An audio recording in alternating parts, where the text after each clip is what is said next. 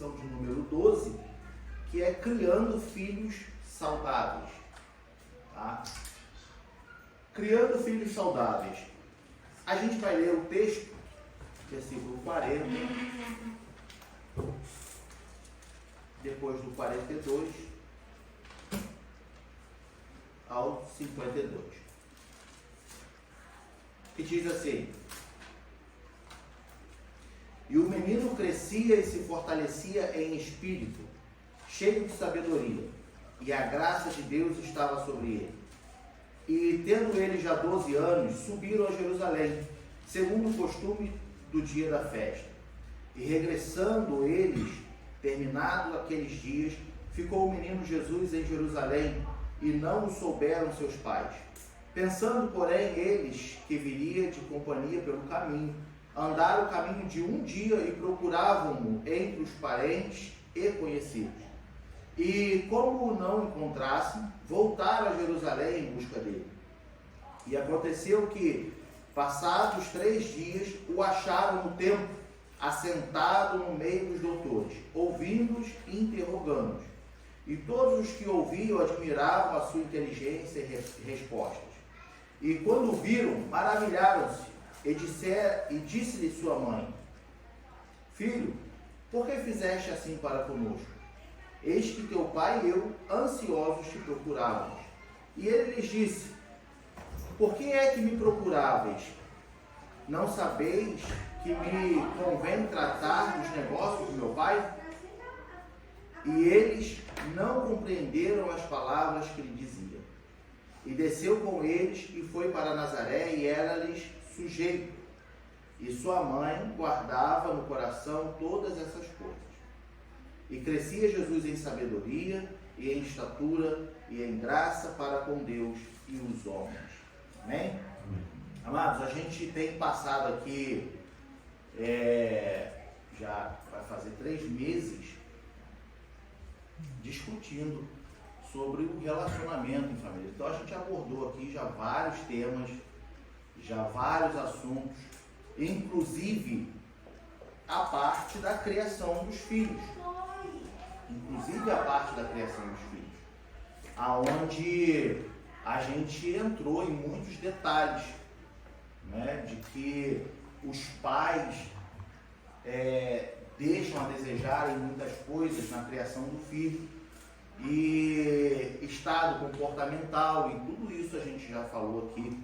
Na lição de hoje, a lição tem o propósito de mostrar o quão saudável era a família de Jesus, tá? O lar de Jesus, o quão saudável. Só que a gente vê que não existe família perfeita. Toda família, sem exceção, começando pela minha, ela tem problema, né? A gente vê a família de Jesus, José, Maria e Jesus.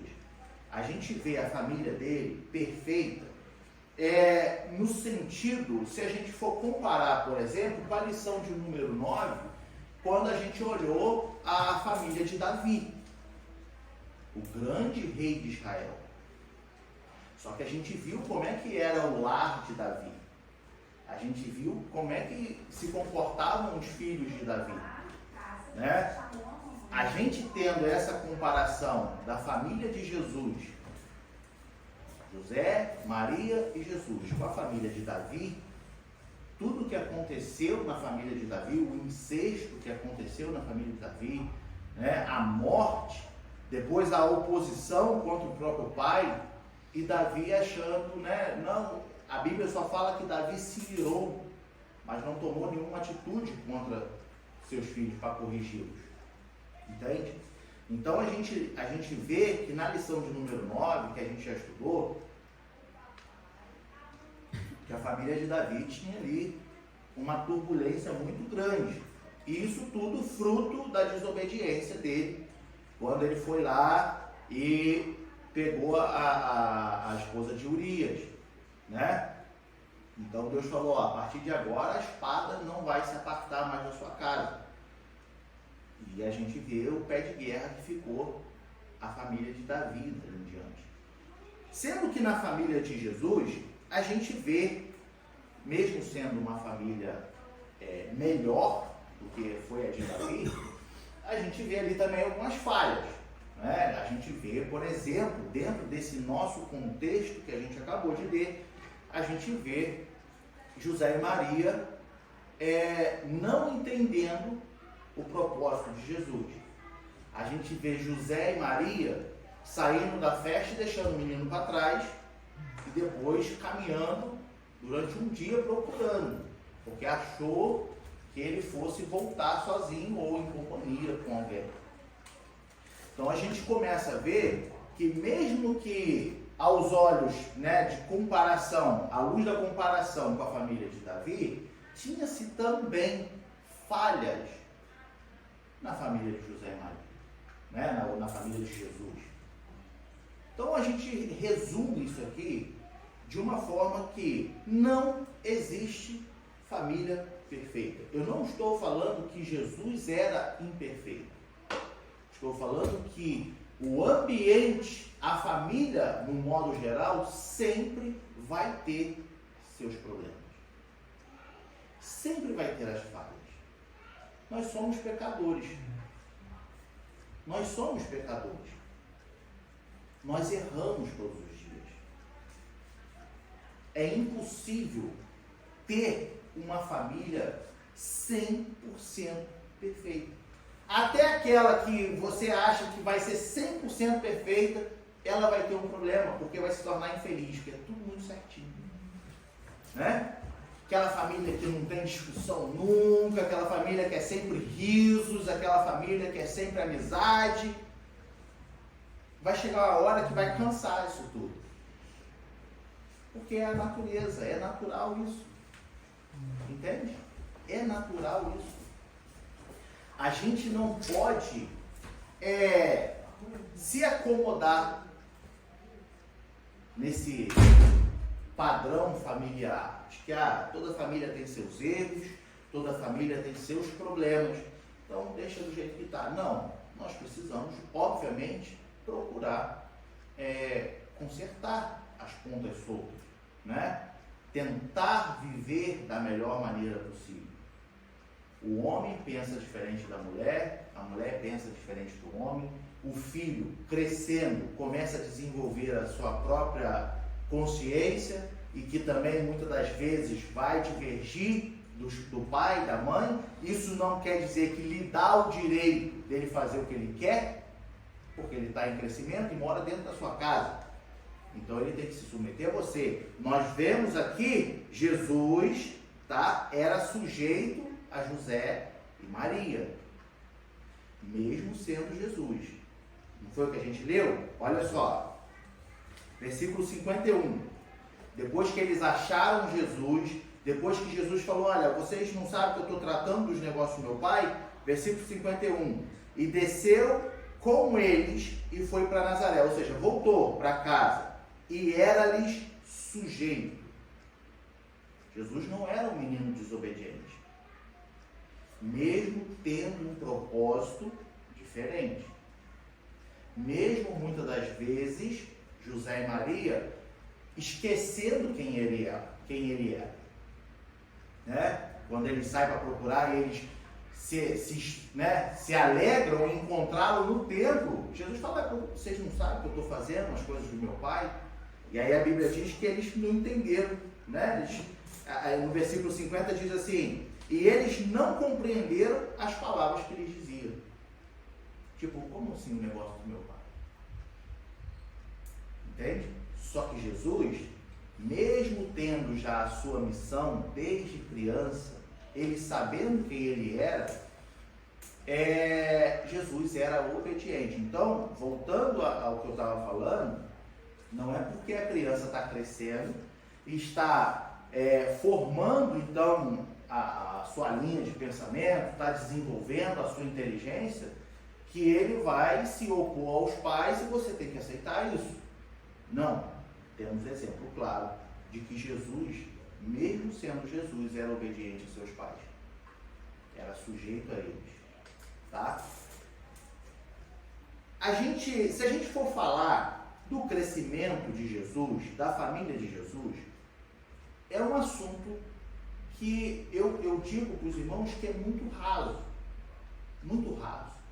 Falar da infância de Jesus, falar da juventude de Jesus, por que é raso? Porque não se tem detalhes do crescimento completo de Jesus até a sua morte. Por que não tem detalhes? Porque a vida de Jesus, registrada nos evangelhos, não é uma autobiografia, aonde conta, porque nasceu, porque cresceu, e com tantos anos ele fez isso, e com tantos anos ele fez aquilo. Não. O propósito dos evangelhos é mostrar quem Jesus de fato era. Qual era o seu propósito, e não a sua vida em si, descrever a sua vida. Entende? Então, nos evangelhos, a gente não vai conseguir achar detalhes da vida de Jesus. Por isso que eu digo que na lição de hoje é uma lição que nós podemos ir para um outro lado, mais informativo, tá? Por que informativo? Porque a gente já passou até aqui 11 lições falando de família, falando de ensinamento da criação dos filhos, né, de como educar os filhos. Então a gente pode levar essa lição sobre a família de Jesus ou a vida de Jesus para um outro ponto, para um outro ponto de vista, um outro parâmetro. Qual? Tá? Eu quero começar falando para os irmãos que nos evangelhos, tá, nós temos Mateus, Marcos, Lucas e João, certo? Nesses evangelhos, somente 2 evangelhos falam da genealogia de Jesus, tá? Somente 2. Os irmãos saberiam me dizer quais são os 2 evangelhos que falam da genealogia de Jesus? Quem faz seminário não vale, né, gente? Por favor, né? Mateus e Lucas. Mas ele faz seminário. Hã? Quem? Não, ele não tá mais. Saiu? Ele parou. Aí, ó. Puxa a orelha dele. Mateus e Lucas são os 2 evangelhos, os únicos 2 que falam da genealogia de Jesus. Porém, existe uma diferença da genealogia falada por Mateus com a genealogia falada por Lucas. Aí eu pergunto de novo, os irmãos sabem dizer qual é a diferença da genealogia tratada nos 2? Há uma diferença na citação que Mateus ele cita desde o primeiro, desde Adão. Começa agora, onde começa exatamente o primeiro capítulo, ele cita toda a genealogia, Jessé e tal, não lembro os nomes agora na ordem, e Lucas ele não cita da mesma forma, dando nome por nome, segundo a genealogia que segue. Quase isso. Não, quase isso. Quase isso. Quase isso. Olha só. Para a gente entender a diferença da genealogia de um para a genealogia de outro, tá? A gente precisa saber para quem que estavam falando, tá? Quando Mateus escreveu o Evangelho de Mateus, para quem que ele escreveu? Para os judeus, tá? Lucas, quando escreveu o Evangelho de Lucas, para quem que ele escreveu? Os gregos. Para os gregos. Quando a gente olha para Mateus e pensa nos judeus, o que Jesus fala? Eu vim para os meus, Jesus era judeu, eu vim para os meus, mas os meus, os de casa, os judeus, não me aceitaram. Entende? Quando Mateus escreve para os judeus, Mateus está descrevendo o Messias, ele está mostrando para os judeus, tá? Provando para os judeus que Jesus era, sim, de fato, o Messias que tinha vindo. Entende? Entende? Por isso a genealogia devidamente descrita. Aí a gente vai entender um pouquinho. Eu não vou ler toda a genealogia, porque não é o foco da nossa lição, e aqui eu só quero trazer uma meditação em relação ao primeiro tópico, que fala dos dados gerais da família de Davi, né, o tópico da lição, e aí eu quero implementar com isso, tá? Mas se a gente for ver lá em Mateus, no capítulo 1,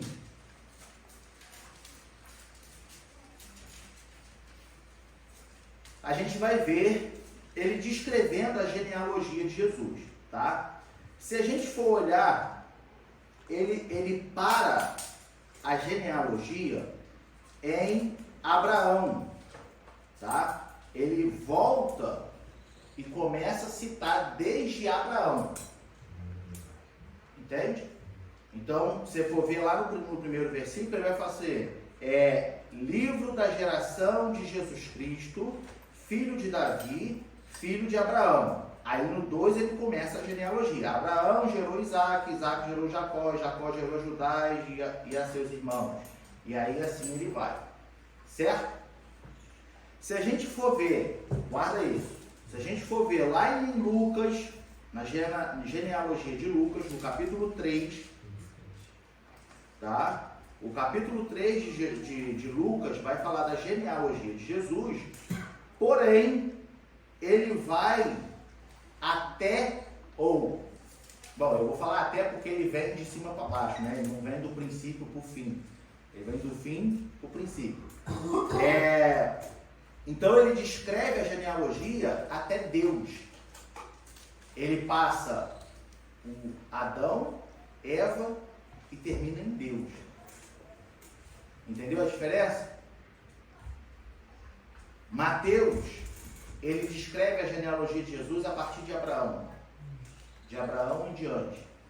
Lucas, ele volta lá na criação e vem desde Deus, falando de toda a genealogia.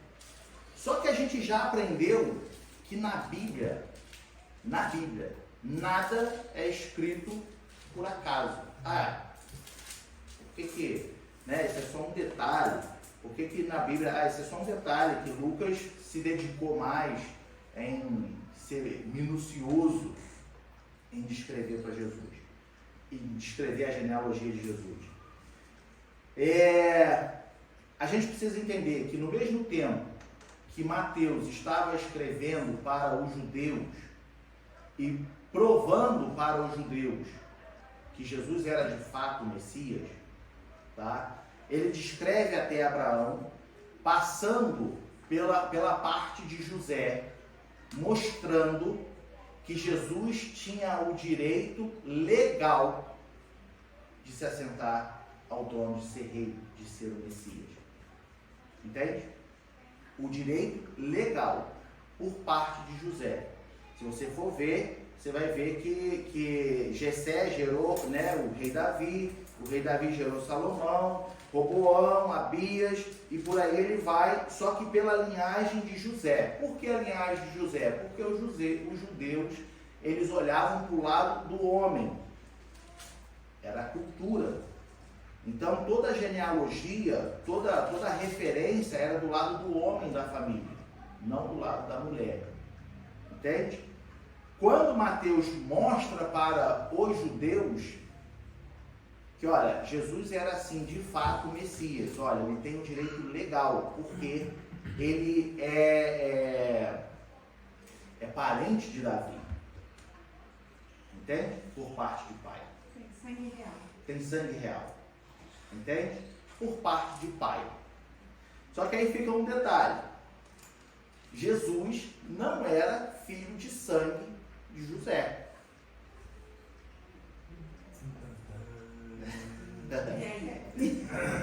Entende? Mas pai é quem cria, né? Então, mas como ela disse que tinha sangue real, ele não tinha. Por parte de José, ele não tinha. Ele é pro lado humano. Mas Entendeu? toda a família real é assim também. Ele tinha o direito legal. Certo? O direito legal. Mateus está mostrando o direito legal de Jesus. Tá? Pela lei, Jesus tinha direito em ser chamado rei. Tá? Lucas escreve para os gregos. Os gregos, o que os gregos sempre procuraram? Sabedoria e conhecimento, homem perfeito. Perfeição.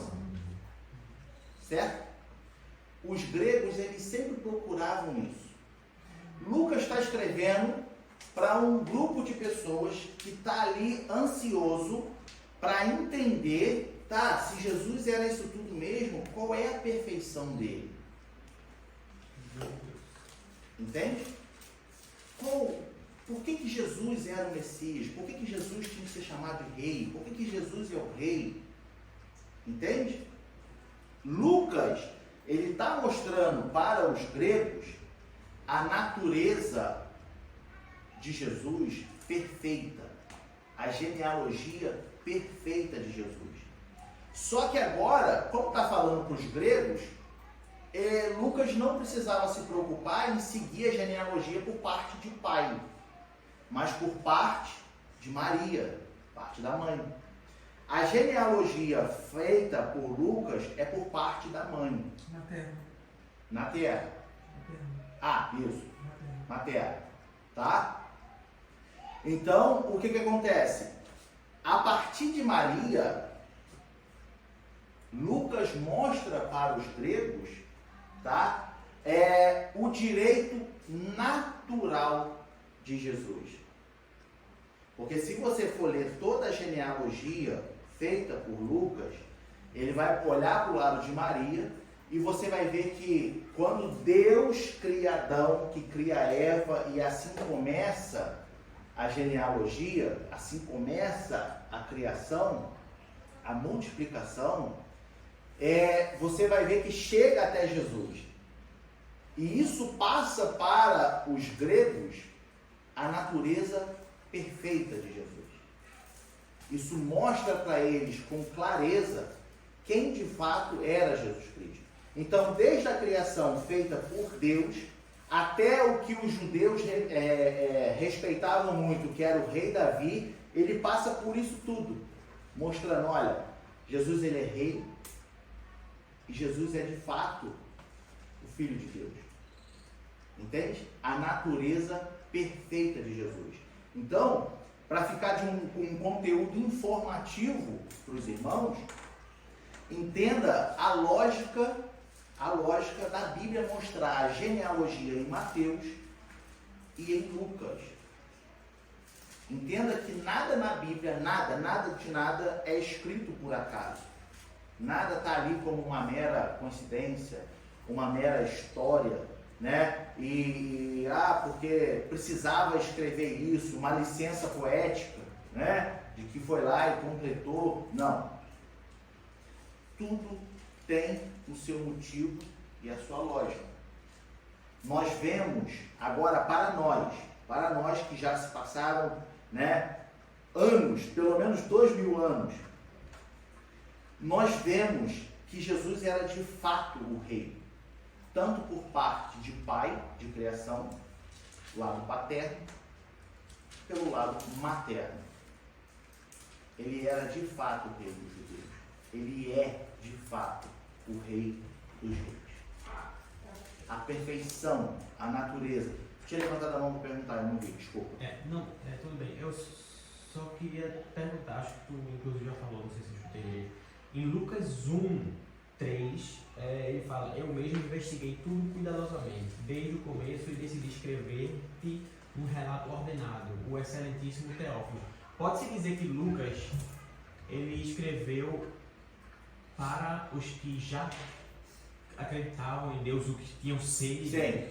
Ele está escrevendo para focado naquelas pessoas que já tinham parte do conhecimento. Entendeu? Já tinham ouvido.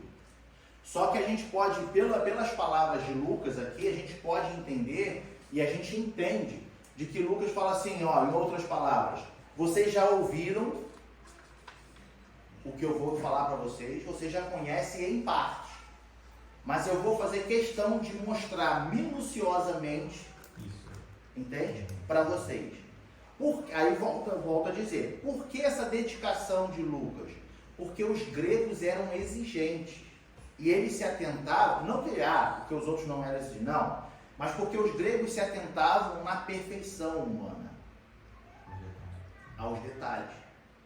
Você pode ver, né, as imagens, as estátuas feitas pelos gregos, tudo, né, tudo muito ali esculpido. E eles admiram aquilo, né, são bem narcisistas, né, que eles gostam de se olhar, de se admirar e tudo, porque eles ficam procurando perfeição. Entende? Então, sim, quando Lucas escreve para os gregos, eram aqueles gregos que já tinham conhecimento, eu posso dizer que é um conhecimento parcial. Entende? Eles sabiam sim que teve o Cristo, que teve o Messias, só que Lucas ele fala assim, não, eu vou trazer para vocês com mais detalhes. Entende? Então, por isso que ele começa escrevendo aqui no prefácio, né, que é no capítulo 1, ele começa falando, olha, eu vou trazer para vocês detalhes que talvez vocês ainda não tenham ouvido. Entende? Aí chega lá no capítulo 3, Lucas, ele faz, aonde a gente leu, né, da genealogia, ele faz então essa árvore genealógica completa. Desde a criação do homem até o nascimento de Jesus. Entendeu? Para mostrar, como eu disse, a natureza perfeita de Jesus, para mostrar o direito natural de Jesus como rei. Entende? Então, se por um lado ele tinha um direito legal, pela lei ele tinha direito legal. Por outro lado, ele tinha também o direito natural. Entende? Então, só não aceita quem não quer que Jesus é de fato o rei. Pode falar. Eu acho que também tão fácil não é se só aceita quem não quer, porque a Bíblia diz que, no caso dos judeus, nossos olhos foram cegados no momento, né? Porque eu conheço alguns judeus ainda do tempo que eu era adolescente, há muito tempo, no Brasil, e estavam querendo se converter, e o pai dele sempre dizia, Yeshua HaMashiach. Entre eles existe toda uma restrição de não poder entender, embora a palavra esteja escrita, porque é uma coisa muito simples, eles esperavam coisas grandes. Sim. Então eu digo assim, e graças a Deus por isso, essa palavra chegou a mim. E também nós totalmente. Então tem todo um propósito de Deus também, né, para abarcar todo o tempo. Não sei quantos vão ser alcançados, mas também é um aspecto interessante. Sim, mas eu ainda insisto em dizer que mesmo os judeus, como a irmã está dizendo, eles têm ali uma limitação, eles não aceitam porque não querem. Porque eles, como a irmã disse, eles não, eu vou dizer, eles não querem aceitar porque eles esperavam um outro rei, de uma outra forma. Mas as provas estão aí de que sim, Mas Jesus era o Cristo. Mas conhece aquela coisa, a gente está esperando uma coisa e a coisa está na frente da gente, todo mundo vê, aquela história do elefante. O pessoal tem aquela brincadeira, bota o elefante, você tem que procurar o elefante está na tua cara e você não vê.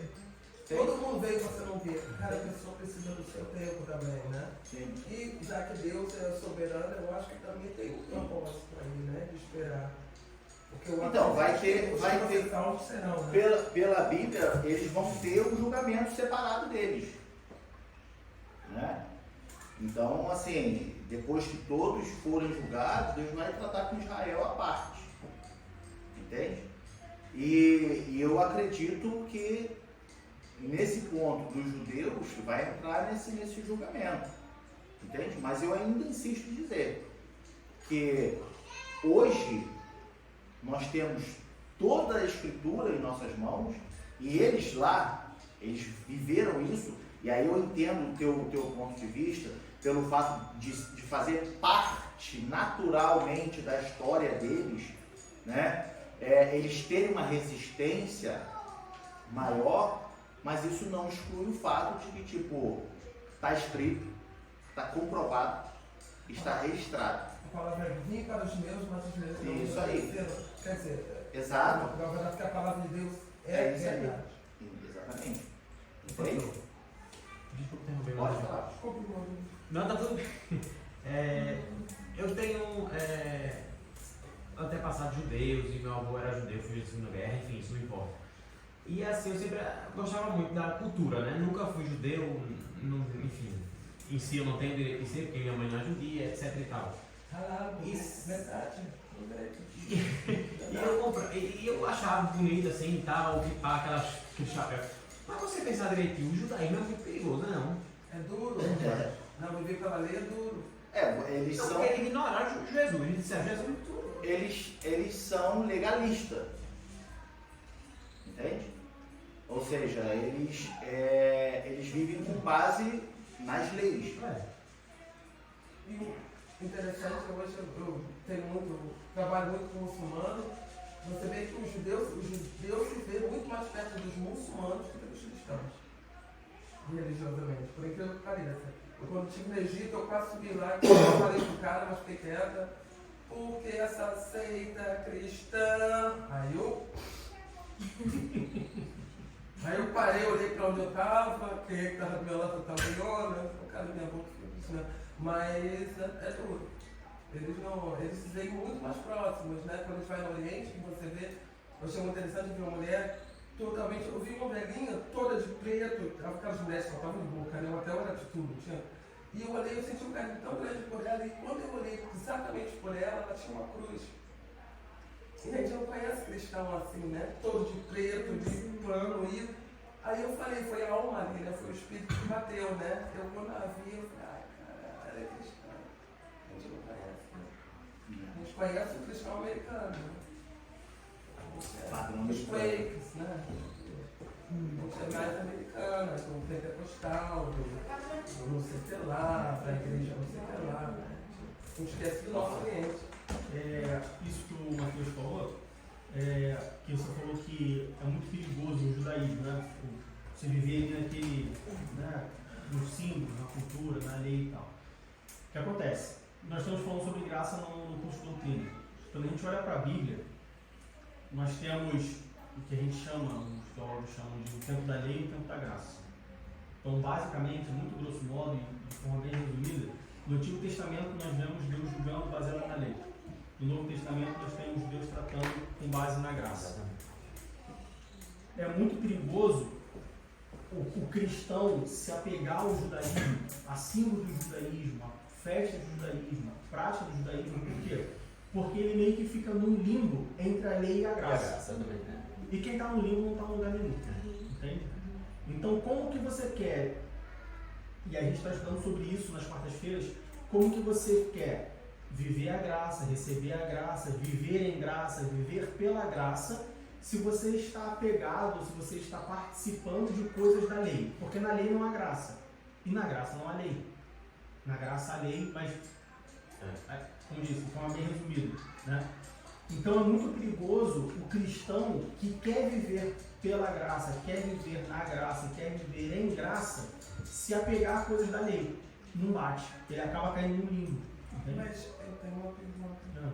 Mas como é que Jesus gosta de tanta coisa também, da lei, ele, de certa forma, usava assim, de certa forma, guardar o sábado, e ele fazia aqueles tantos. Eu acho que a nossa tendência é o contrário, a gente joga tudo no buraco, não quer saber de nada. Melhor, por isso que eu falei de forma bem resumida que você Aí- tem a aí diferença da eu- lei e da graça. Né? Eu fico sempre preocupado, porque a gente vem aqui, não se comemora nem Páscoa, nem nada, é todo dia, todo dia. Eu fico Não, assim, Páscoa a gente comemora. muito, mas não é aquela.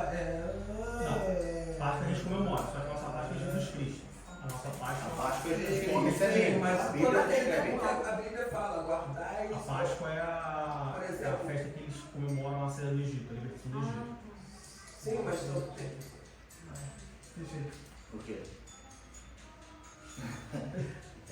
Não, o cristão ele pode comemorar a Páscoa, só que ele tem que comemorar a Páscoa em Jesus É Cristo. Jesus Cristo. Porque Jesus é a nossa Páscoa. Sim, mas aqui o que acontece é a Páscoa em si, aquela data que ele diz sempre, guardei isso porque esse é dia que foi passado. Isso a gente não pode Mas falou isso pra quem? Hã? Falou isso pra quem? O povo judeu. A gente não vê. Não, Ah, nós somos cristãos. Não? Não, nós somos judeus ou somos cristãos? Cristãos. desculpa. Nós somos cristãos. A diferença não seria pelo fato de que a saída do Egito, a festa da Páscoa, prefigura a libertação do pecado, a libertação do Egito, prefigura a libertação do pecado. Por isso o apóstolo Paulo fala que Cristo é a nossa Páscoa. Exato. Cristo é a Então, a nossa gente, em Páscoa. vez de a gente comemorar a saída do Egito, a gente comemora para a saída da libertação do Entende? pecado. E aí o Diego ele levantou um ponto, que era o que eu ia falar, que é o que o apóstolo Paulo também fala em relação à lei. É as crianças ali dentro. Se preocupa, não é as crianças lá dentro, não, celular. Não. O que acontece? O ponto que o Diego levantou sobre viver na graça e viver na lei, o apóstolo Paulo ele vem falar em Romanos que se nós fôssemos depender da lei, estávamos todos mortos. Todos mortos. Entende?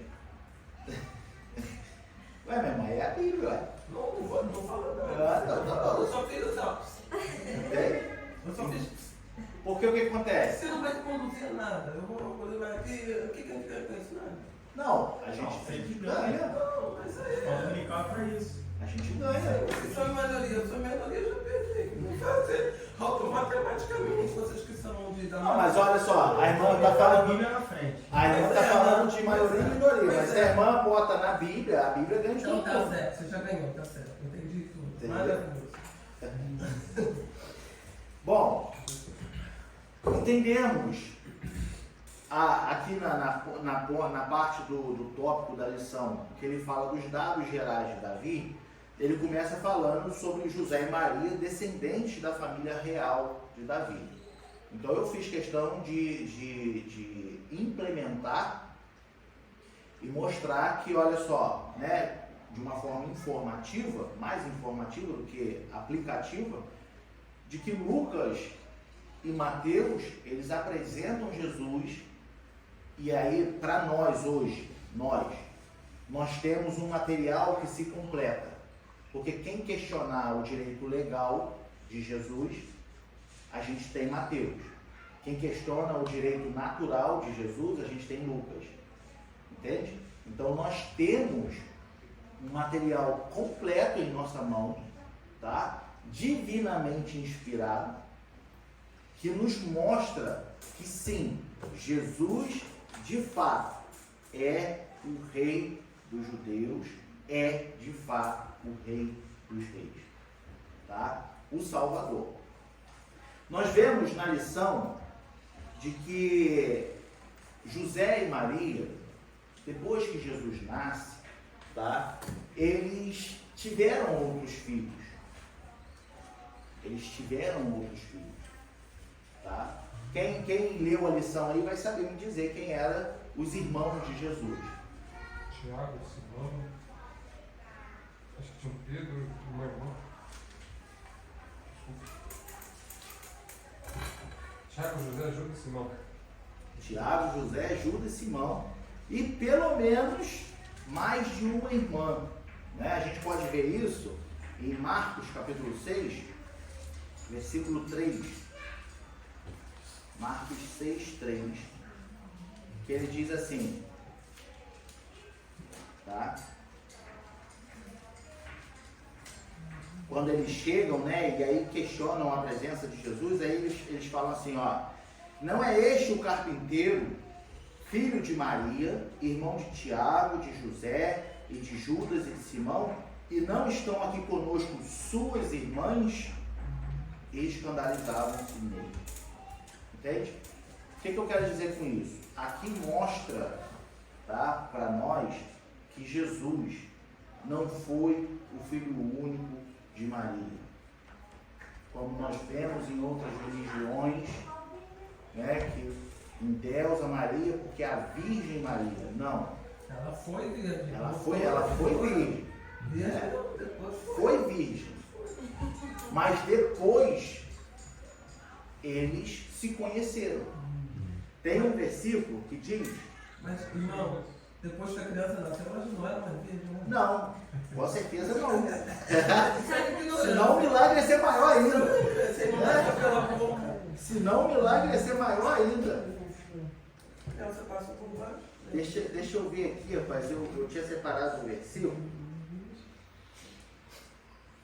Eu perdi ele aqui, rapaz. Me perdoa. que é o que fala que José... é Mateus capítulo 1, versículo 24 e 25, deixa eu ver.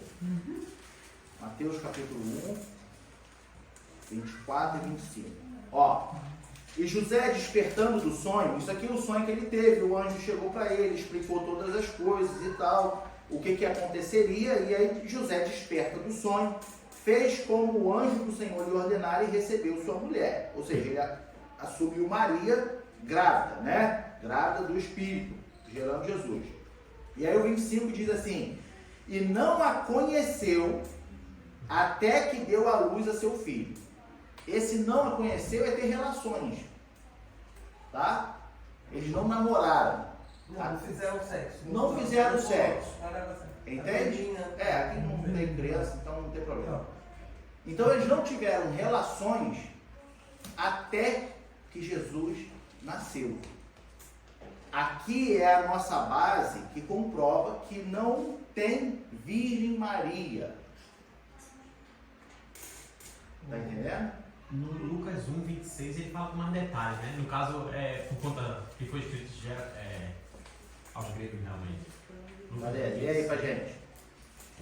Enfim, a minha Bíblia é outra tradução, mas está escrito assim: no 6º mês, Deus enviou o anjo Gabriel a Nazaré, cidade da Galileia, a uma virgem prometida em casamento a certo homem chamado José, descendente de Davi. Isso já estou no 27, né? O nome da virgem era Maria. O anjo, aproximando-se dela, disse: alegre-se, agraciada, o Senhor está com você. Maria ficou perturbada com essas palavras, conversando e tal. Então, até ela conceber Jesus, ela era de fato virgem. E essa era uma preocupação da época. Por que tu acha que José se descabelou? Porque isso é bíblico, né? Relações sexuais antes do casamento não é permitido. E então, não, mas é bíblico também. Sim, mas estou dando da época também. Sim, então, da época, é a cultura. E por isso que eu disse, era cultural e é bíblico também. A questão é, como é que José assumiria Maria grávida se eles nem casaram? Não, mas eles já tinham. Ela já estava prometida a ele. Não, José se desespera. Ele estava prometido, mas não estava casado. Aí eu conheço, não sei, eu conheço um pouquinho, isso é muito dos Orientes, eu conheço das minhas amigas, conhecidas de trabalho, eles têm muito essa tradição de quando noiva. Hoje em dia o pessoal faz meio então, né? Eles casam na realidade eles têm que casar virgem, mas aí eles fazem aquela festona, é o noivado deles, aí já pode morar junto, mas não pode, nada. Claro que fica difícil. Aí depois de um tempo, um ano depois eles casam de novo. Até então, deve ser virgem até lá. Hoje em dia o pessoal faz Vista grossa, né? Finge que não vê, né? Mas eles já moram juntos. E já é oficial. Então, só que o que a gente entende, a preocupação de José era justamente assim: eu não oficializei, não está casado, para que ela possa ter um filho meu. Ela estava prometida e ela veio dizer que estava grávida e ele falou: meu Deus, que situação. Se eu largo a mulher, vão apedrejar. Ela está morta. Como é que eu vou fazer? Eu acho ela muito legal, gente boa, mas como é que ele vai resolver esse negócio? Por isso o anjo aparece para ele. Para resolver o negócio. Por isso o anjo aparece para ele. E aí a gente vê a Bíblia descrevendo de que quando o anjo aparece para ele, então ele acorda e ele assume Maria, ele pega Maria. Ele fala: não, então agora eu entendi que o negócio é divino. Deus fez as coisas certas. Exato. É lógico. Não sonho, né? É lógico. Não foi? Entende? Aí, abrindo um pequeno parênteses aqui, falou em sonho, né? Abrindo um pequeno parênteses, de vez em quando a gente tem alguns sonhos que a gente acorda e fala assim: nossa, Deus falou comigo. Entenda o seguinte: sempre que Deus falar contigo, não vai haver dúvida de que foi Deus que falou contigo. Se você tem um sonho e você acorda meio atordoado e você fica assim: será que era? Deus não deixa dúvida. Glória a Deus por isso. Tá? Esse é o parênteses que eu quero abrir.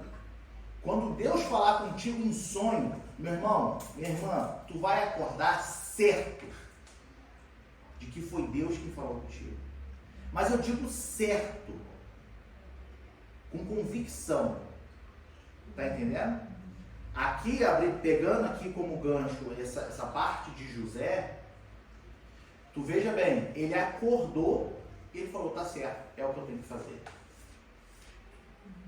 Ele não ficou pensando assim, será que eu comi demais antes de dormir, tive um sonho? Será que eu passei mal durante a noite?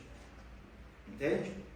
Não foi ver na tabelinha. Ah? Não foi ver na tabelinha. Não foi ver na tabelinha, A né? tabelinha dos crentes. Tem. Não pode não. Não? Tá bem? Sonhar com dente é morte, sonhar com... Dente caindo é morte. Sonhar com gravidez é bênção. Sonhar com flor também colhida também morre. É morte. Barco na Tem porta. uma tabelinha dos crentes esotéricos aí, gente. Não tem tabelinha não. Os crentes desviados. A questão toda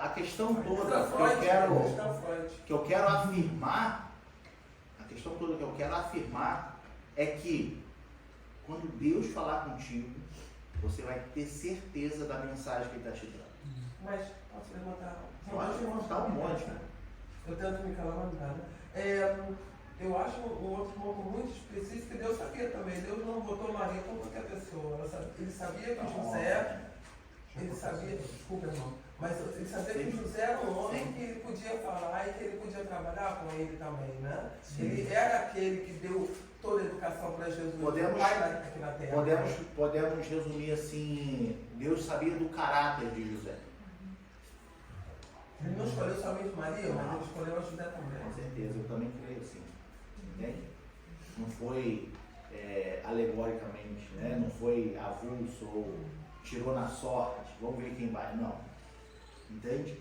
Então, nós temos biblicamente comprovado de que depois que Jesus nasceu, não era mais a Virgem Maria. Como nós vemos até hoje, pessoas falando, porque a Virgem Maria te ajuda. Porque Ainda que fosse virgem, ela não é divindade para ser venerada. Não. Entende? Ponto nenhum, exatamente. Só entrar aqui no meio de você, dessa coisa. Ela era uma pessoa normal, na verdade. Uma pessoa como a gente, pegadora do mesmo jeito. Mesma coisa. Exatamente. Mesma coisa, nada mais. Exatamente. A diferença é que foi achado graça nela. E ela foi escolhida por Deus. Mas ela era uma grande mulher, né? Vamos dizer o negócio. Então. Eu ia dizer depois não, faço comigo não. Eu ia dar fora, não. Entende? Ela passou fome, ela andou de camelo, ela andou de... Gente, Sim. eles chegaram lá quando o menino nasceu, não tinha nada para oferecer. O filho de Deus fez um passarinho, uma ofertinha muita da Michuruca, porque eles não tinham dinheiro. Pelo amor de Deus, qual a vontade que ela teve?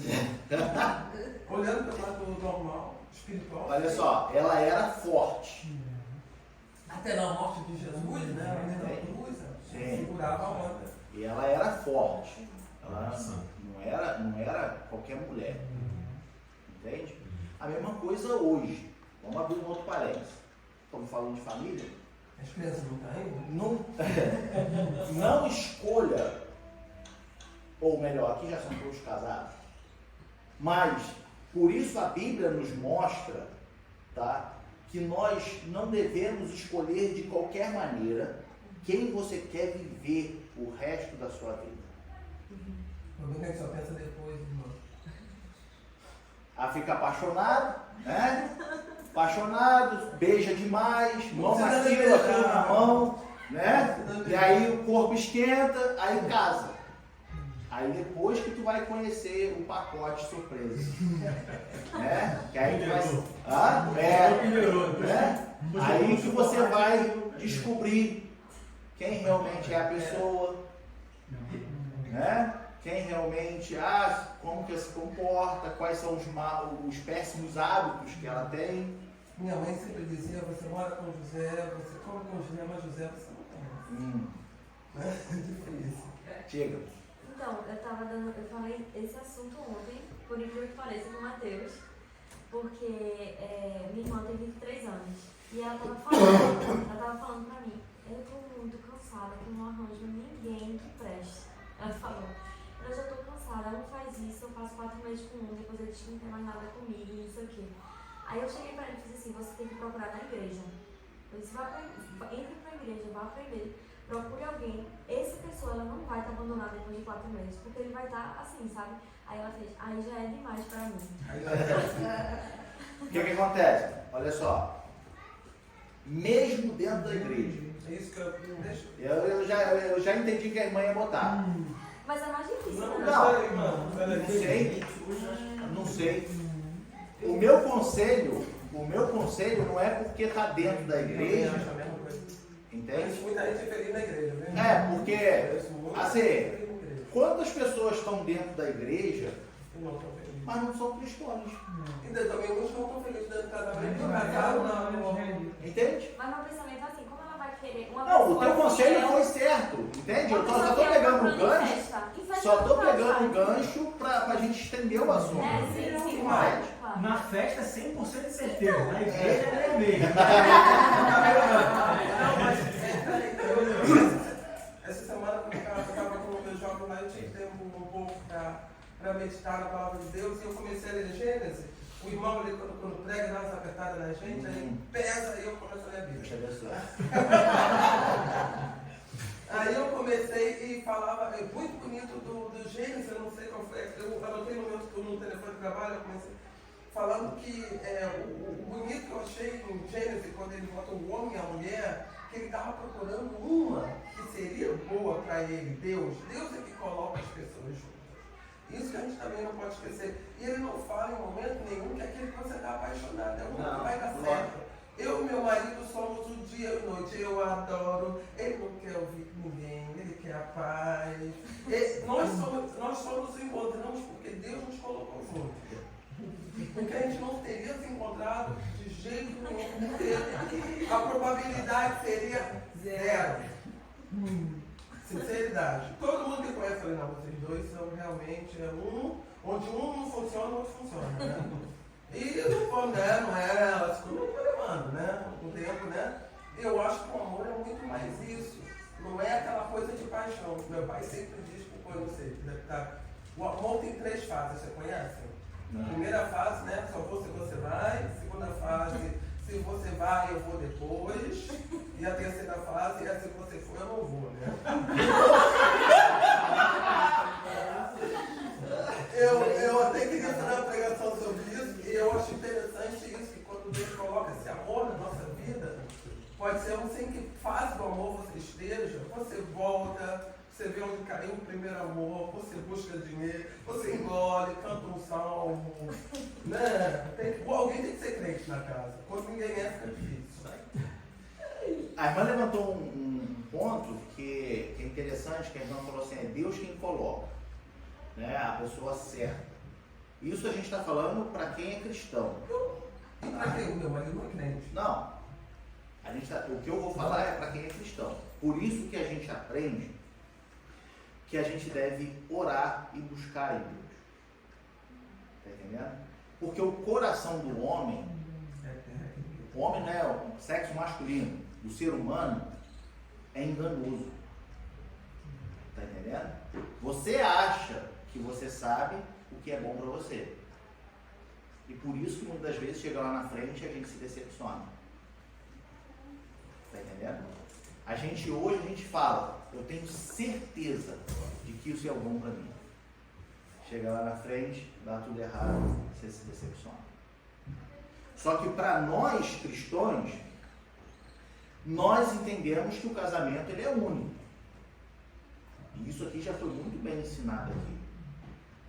O casamento ele é único. Então, se nós temos um departamento infantil com muitas crianças que vem crescendo, e nós temos o dever de mostrar isso para elas. De que, olha só, chegada a idade certa, né? Tá querendo namorar alguém, tá querendo procurar alguém, entenda isso. A pessoa que você escolher viver do seu lado, é para sempre. Cuidado com quem você vai escolher. Cuidado com quem você vai colocar do seu lado. Entende? Porque não foi esses dias, já tem tem um tempo, eu não sei o assunto que a Júlia veio falar comigo. Eu e minha filha tem só 10 anos. Ela veio falar que na escola surgiu um assunto da professora que falou isso, falou aquilo, de não sei o que, de namorado, não sei o que. Ela chegou em casa e minha filha sempre dá o relatório do que acontece na escola. E ela chegou para mim e falou: ah, pai, hoje a professora falou disso na escola, de namorado, não sei o que, papapá, papá. E aí ela falou assim: quando que eu posso namorar? Eu vou tiver 40 anos. Só tiver 40 anos, aí, brincando. Aí eu falei com ela assim, falei: filha, olha só, eu acho que você não deve se preocupar com isso agora. Entende? Isso agora, você tem muita coisa para fazer ainda. Seja criança, aproveita. Entende? Mas o que eu quero dizer? E na mensagem de hoje nós vamos tratar mais disso, tá? Mas o que eu quero dizer? Que já vão colocando coisas de tabela ou por tabela na cabeça das crianças, entende? Que se você, como pai cristão, você não tratar, você vai ter um problema. Vira normal, né? Tá entendendo? Vai ter um problema. E aí eu digo o seguinte: depois que a criança pega uma certa idade e já se acha no direito de entrar e sair de dentro de casa, né? Aí fica mais difícil. Fica mais difícil de você segurar essa criança. Fica mais difícil de tu conseguir ensinar. Tá entendendo? Por isso que a Bíblia é muito sábia. E Salomão, quando escreve Provérbios, ele fala assim: olha, ensina o menino. Menino é criança. O garotinho. O caminho que se deve andar. Um caminho, andando. Exato. Entende? Com carinho. O problema é que hoje nós temos muitos pais preguiçosos. Entende? Preguiçosos. Não quer dar a devida atenção para seus filhos. Eu não estou falando, porque aí quando a gente fala assim, né, eu já fico imaginando que tem muita gente que pensa assim: ah, então tem que ser aquele pai perfeito, aquela mãe perfeita. Não. Não dá para eu listar, fazer um checklist aqui do que você tem que fazer, porque você conhece a sua rotina, você conhece a sua vida, você conhece seus filhos. Entende? Você vai saber o momento. Agora, o que eu estou expondo aqui é o seguinte: eu não posso ter preguiça de chegar para minha filha, quando ela tiver com um assunto desse, me perguntando com 10 anos de idade, eu investir um tempo nela. Entende? E é nessas horas que muitos pais têm preguiça. Ah, depois a gente conversa. Papai e mamãe não tem tempo agora não. Depois a gente vê. E aquilo passou. Passou a oportunidade de você esclarecer. Primeiro a Mariana, depois a irmã fala. Fala. Então, eu escuto pessoas falando que menino e menina vocês criam diferentes. Ou então pessoas que falam assim: não, a criação tem que ser a mesma. Mas eu não consigo ver como você cria uma menina e um menino da mesma forma. Existe explicação para isso? Assim? Então, o que eu entendo de a criação ser a mesma é a atenção. Não, mas tem gente que não fala sobre a atenção, tem gente que fala assim: ah, se ele pode, ela também pode sair, por exemplo, sabe?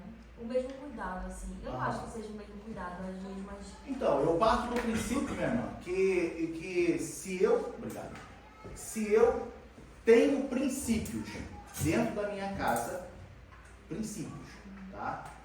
E eu faço questão de que meus filhos vivam meus princípios, os princípios se aplicam para os dois.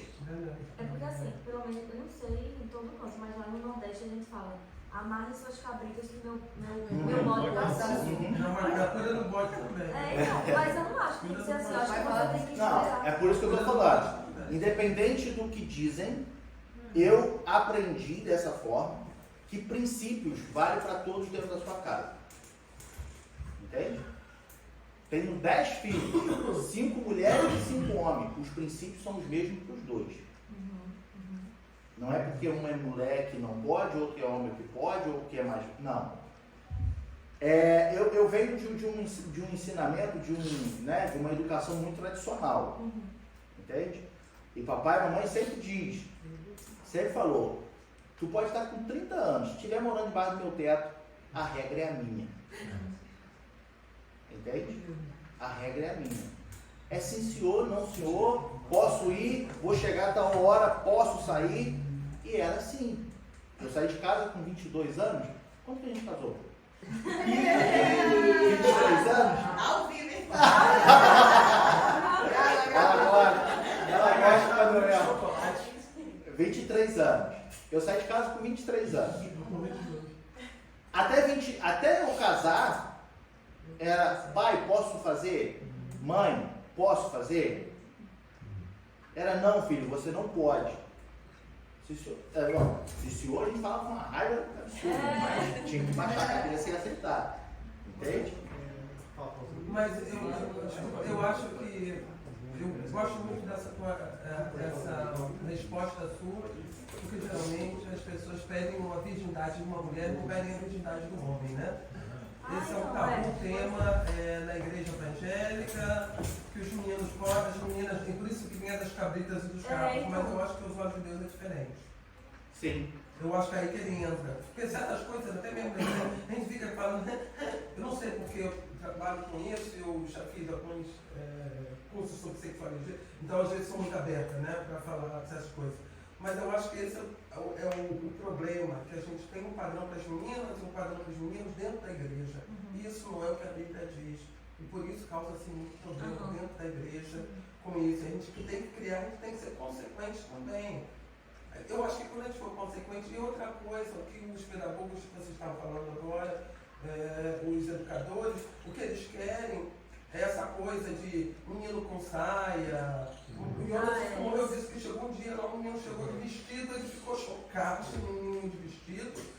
E ele falou, mamãe, ele chegou de vestido, meu Deus, não é mal. Mas é que a criançada não sabia para onde ia. As próprias crianças ficam, porque a criança não precisa de estrutura. Só que, claro, a gente vive numa sociedade, a gente fica com um pouco, mas se a gente for consequente.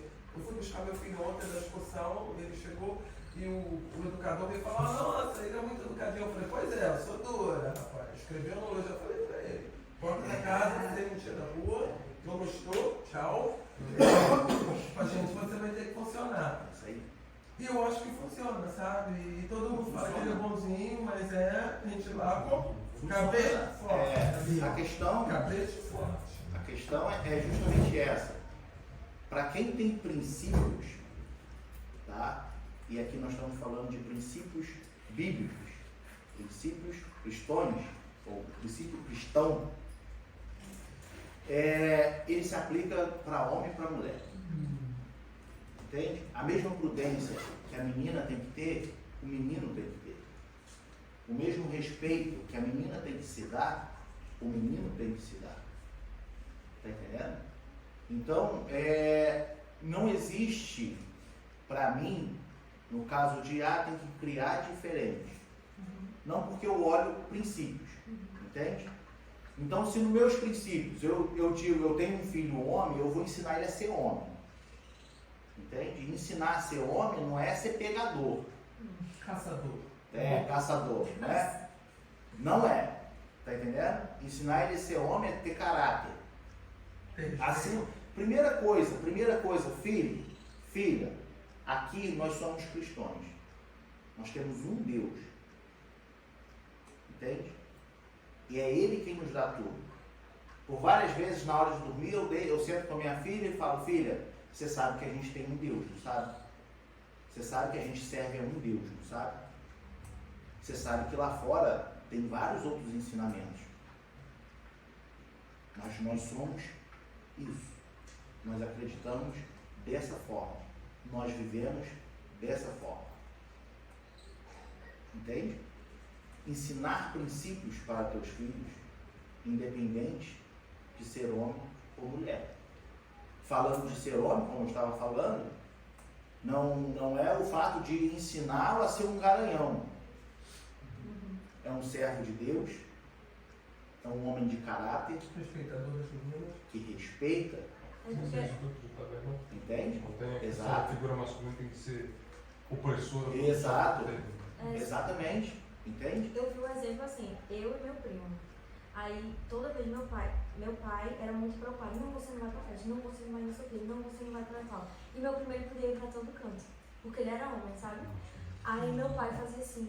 Aí eu chegava pra ele e perguntava por que ele pode e eu não posso.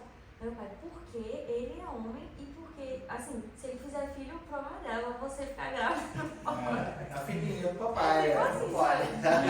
É a educação do lado de fora. Né? Não, mas assim. Mas ele porque- não vai folgar nenhum também, não. Então, mas eu ficando grávida seria um problema muito Sim. enorme. E se ele fizesse um filho, quem ia ficar grávida era o outro, entendeu?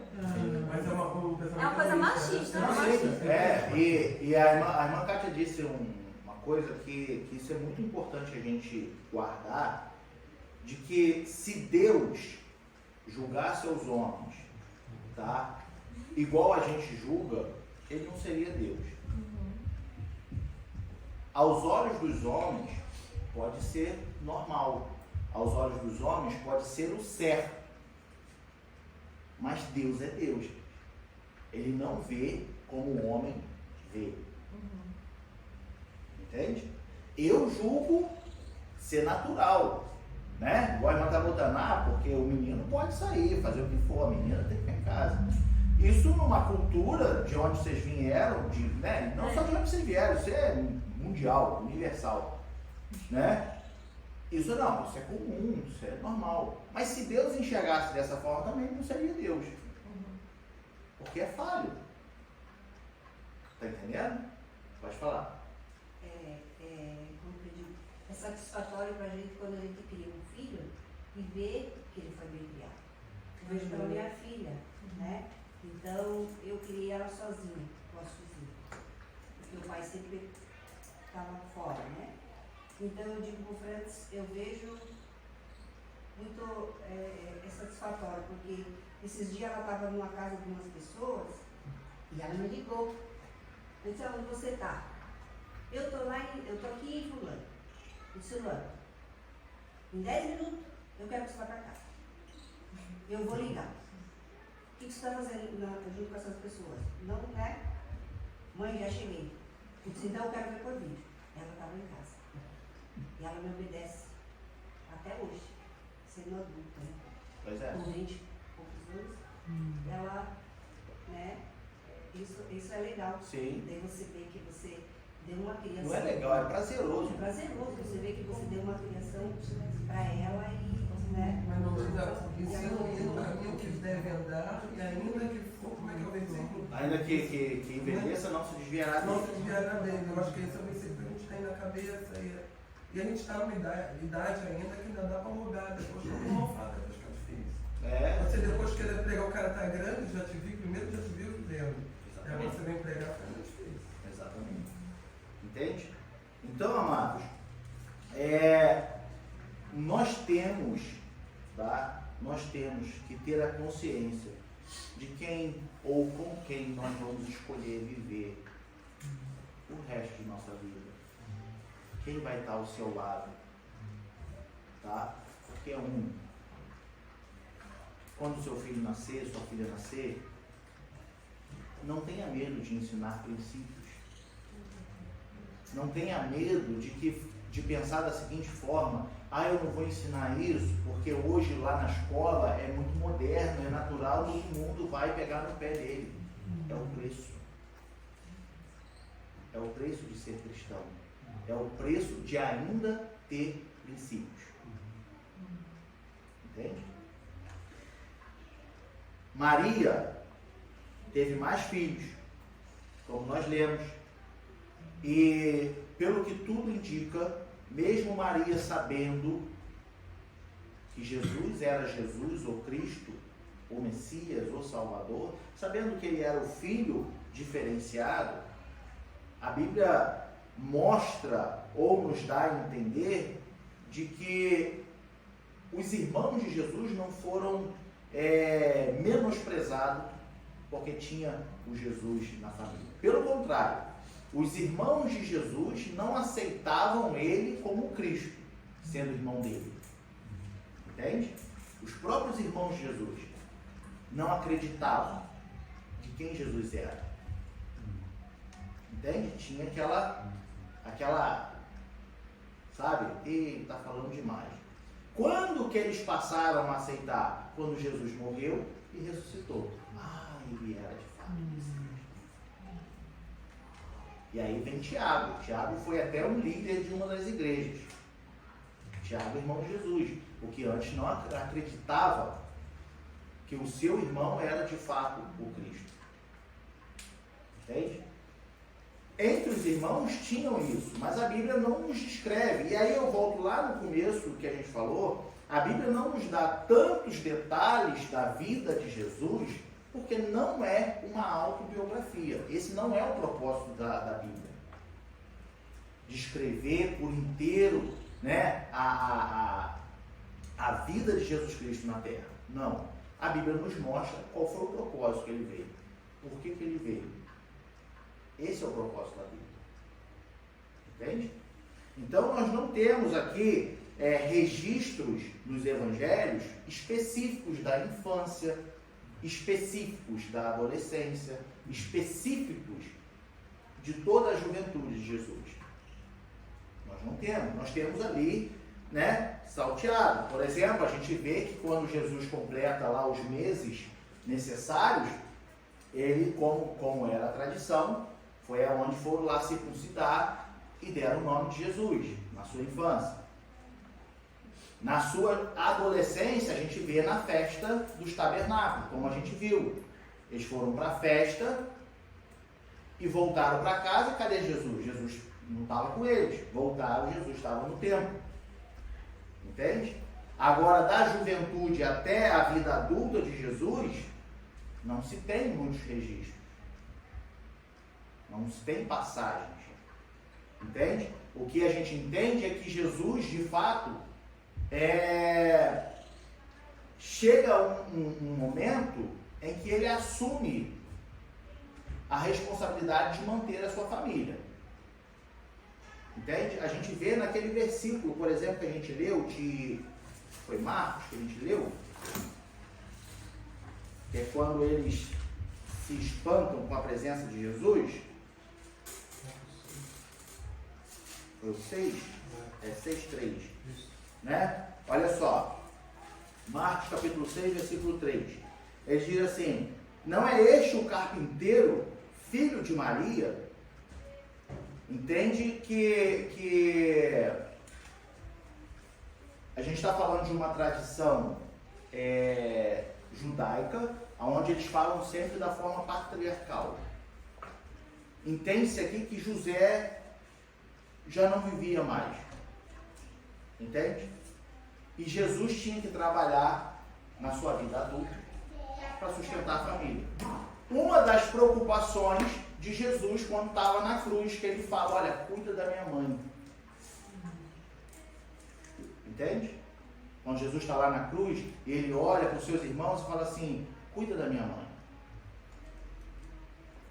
Porque José tinha assumido a função de carpinteiro e agora trabalhava. Jesus, desculpa. A função de carpinteiro e agora trabalhava. E assim sustentava a família até começar o seu ministério. Quantos anos durou o ministério de Jesus? 3 anos. Ele começou com 30, morreu com 33. Entende? Então entende-se que depois da juventude, aí a Bíblia não dá esse detalhe, mas depois da juventude até os 30 anos, em dado momento, José ele assume a função de carpinteiro. Provavelmente aprendeu com seu pai. O que eu aprendi agora no Oriente, ele não podia. O pai dele era carpinteiro, ele ia ser carpinteiro, todos os filhos são carpinteiros. Não tem essa história de trocar de. Então, Continua sempre na mesma linha. na mesma linha, né? Tradição.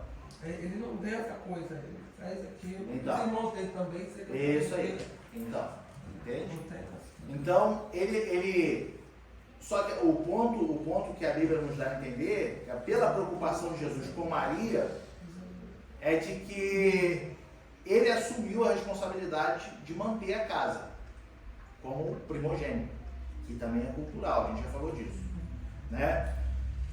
Enfim, amados, para a gente terminar, a vida de Jesus, ela nos mostra, a Bíblia nos mostra que a vida de Jesus aparentemente ele teve a infância que toda criança, a juventude que toda criança, porém ele não fazia como todas as crianças. Entende? Mas ele era sujeito aos seus pais, como nós lemos na leitura bíblica principal, introdutória. Ele era sujeito aos seus pais. Então ele ia às festas, como era de costume, ia às festas do tabernáculo, a festa da Páscoa, tudo. Tá? Ele teve a infância, teve a juventude e teve a vida adulta. Só que ele nunca deixou de fazer ou cumprir a sua missão, o seu propósito. Como criança, como jovem, como adulto. O que nós aprendemos aqui é que Maria, em particular, sempre se preocupou em dar a melhor atenção para seu filho. Não deixando ele separado dos outros. Estou falando de Jesus, porque Jesus é o nosso ponto. Mas Maria soube cuidar, Maria soube educar, se preocupou.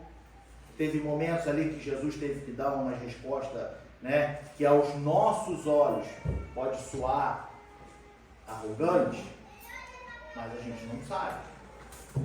Entende? Mas a gente vê que Jesus, mesmo sendo Jesus, ele teve uma base familiar. Ele teve alguém que cuidou dele. Ele teve alguém que se preocupou com ele. Entende? Mesmo ele sendo Jesus ou Cristo. E isso fica de exemplo para nós, para que nós possamos, como já foi muito falado aqui hoje, saber educar os nossos filhos, não ter medo de ensinar princípios para os nossos filhos. E teu filho, ele tem que saber a quem ele serve.